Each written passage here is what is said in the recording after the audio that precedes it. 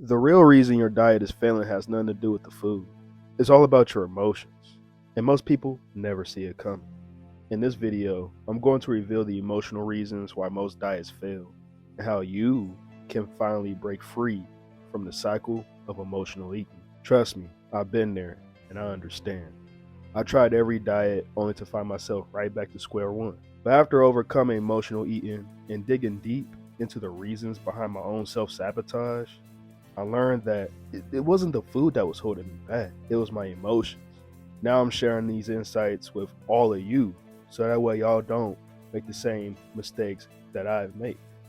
Stick with me as I'm going to expose the biggest emotional blocks that keep people stuck in this back and forth diet loop.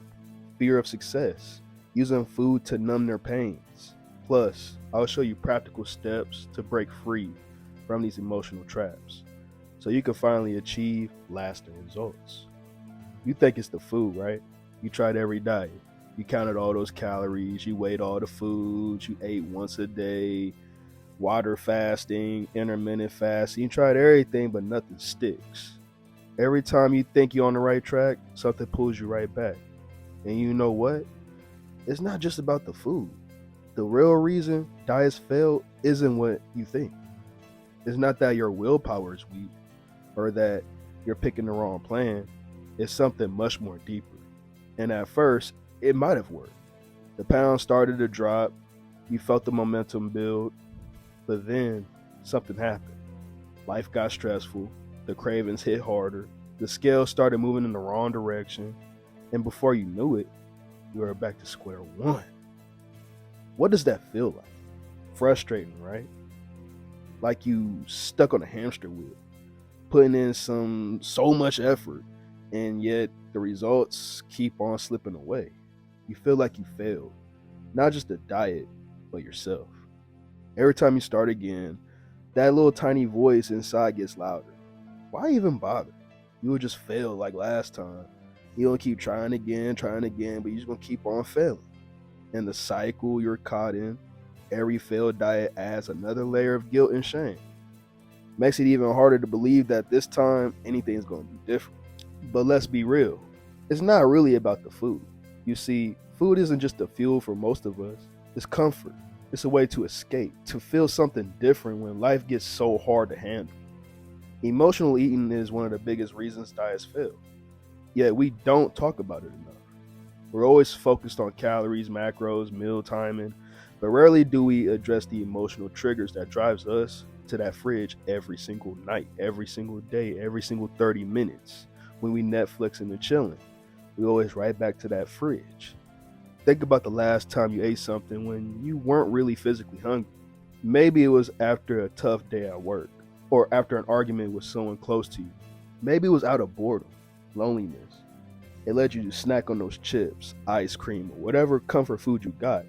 In that moment, food isn't about hunger, it's about numbing the emotions you don't want to deal with. It's about soothing yourself when life just feels so overwhelming. Now, I want you to sit with that for a moment. How many times have you turned to the food not because your body needed it, but because your emotions did?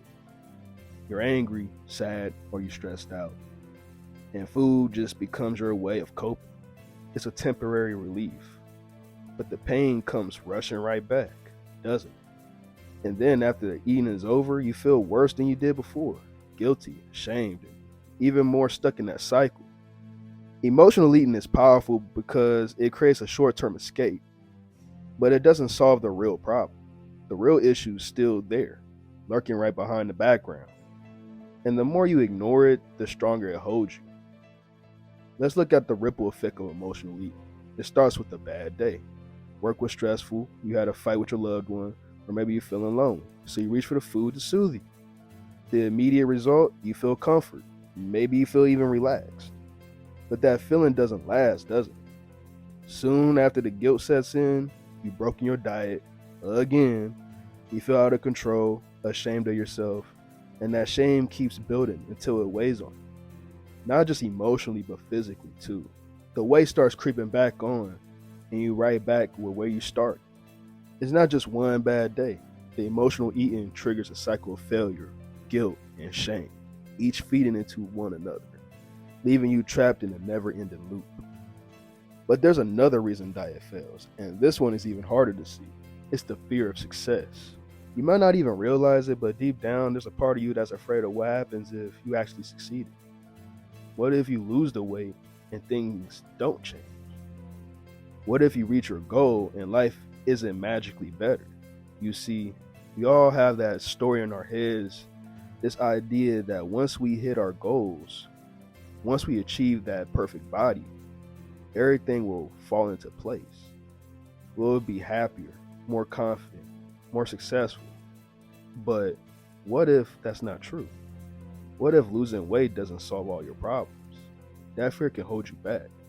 It's safer to stay where you at, to keep struggling, than to face the unknown that comes with success.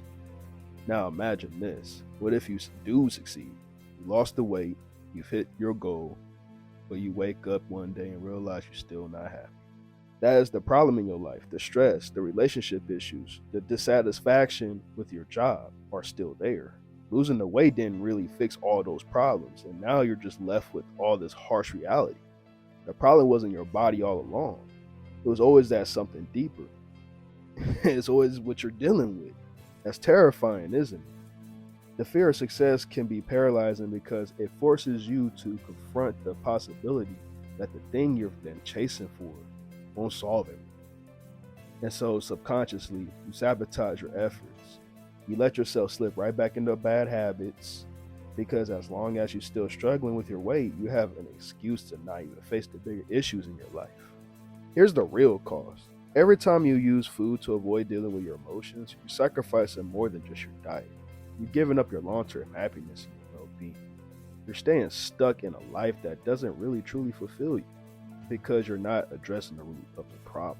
The longer you rely on food to numb the pain, the further you drift from the life you actually want. You're trapped in a cycle where food is your escape, but it's also the thing that's holding you back from real progress. It's not just about losing weight, it's about freeing yourself from the emotional chains that food has wrapped around you. And here's where the spiral begins. It starts with one failed diet, but it doesn't end there. The failure to stick to a diet isn't just about the diet itself, it's about a deeper emotional pain that keeps getting triggered every time you fall short. You start to believe that you're not enough, that you're destined to fail, that no matter how hard you try, you never break free from the cycle. First, it's guilt from overeating. Then it's the shame of seeing the scale go up. Next, you start to doubt yourself. Why can't I get this right? What's wrong with me?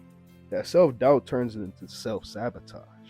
You start trying as hard because deep down, you don't believe you'll ever succeed.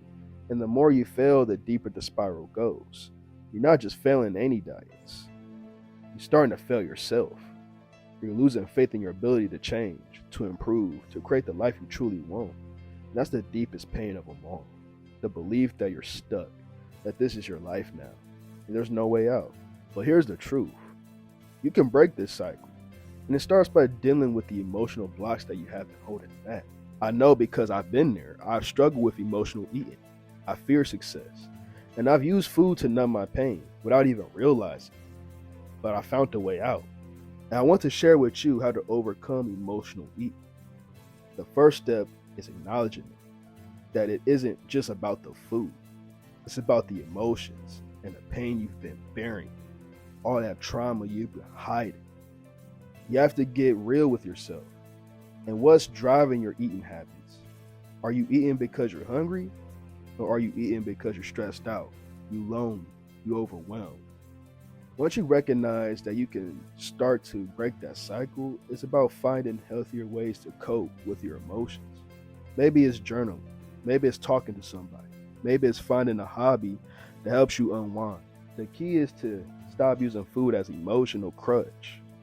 Next, you need to confront the fear of success. Ask yourself, what are you really afraid of? What's holding you back from reaching your goals? Once you identify that fear, you can start working through it instead of letting it sabotage your progress. Finally, you need to break the shame cycle. Every time you fail a diet, you reinforce the belief that you're not enough. But that's not true. Failure is part of the success. It's how you learn, how you grow. The key to stop letting failure define you and start seeing it as a stepping stone toward success. If you take anything from this video, let it be this. You are not failing because you're weak. You're failing because you're human. And once you start addressing the deeper emotional reasons behind your eating habits, you'll find that weight loss, the diet to physically change, it all becomes easier because real change starts from within.